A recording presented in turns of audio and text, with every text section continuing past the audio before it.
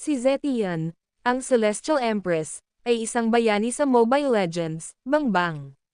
Siya ang mukha ng MLBB Season 37, Phoenix Empress Rising. Si Zetian ay ang Empress ng Shendo, banal na kabisera ng Cadia Riverlands, gayon din ang Tomb Keeper, na nagtayo ng walang markang monumento bilang memorya ng mga sinaunang.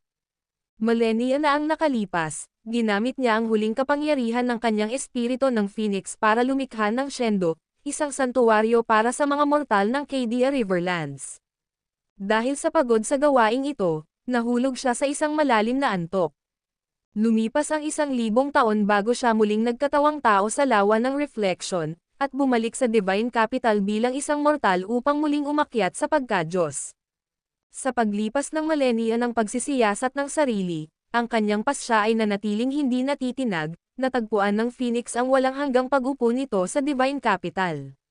Ngayon, umakyat na siya sa trono bilang Empress upang simulan ang isang panahon ng walang uliran na kapayapaan at kasaganaan para sa isang namumulaklak na kaharian.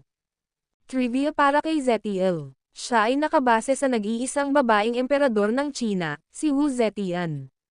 Dahil dito, siya ang ikalimang bayani na batay sa isang tunay na makasaysayang figure, kasama sina Zilong, Yi Sunshin, Lapu-Lapu at Minsitter. Petsa ng paglabas, 18 ng Hunyo taong 2025. Tungkulin, Mage, Espesyalidad, Pinsala, Crowd Control, Lane Rec, Mid Lane. Presyo 32,000 battle points 32,000 o 599 diamonds 599. Uri ng pinsala sa lamangka. Comment mo na ang favorite hero mo sa ML upang ang hero mo ang susunod kong gawan ng video. At kung gusto mo pa ng mga ganitong video pindutin mo na din ang subscribe para mapanood mo rin ang mga darating pang video.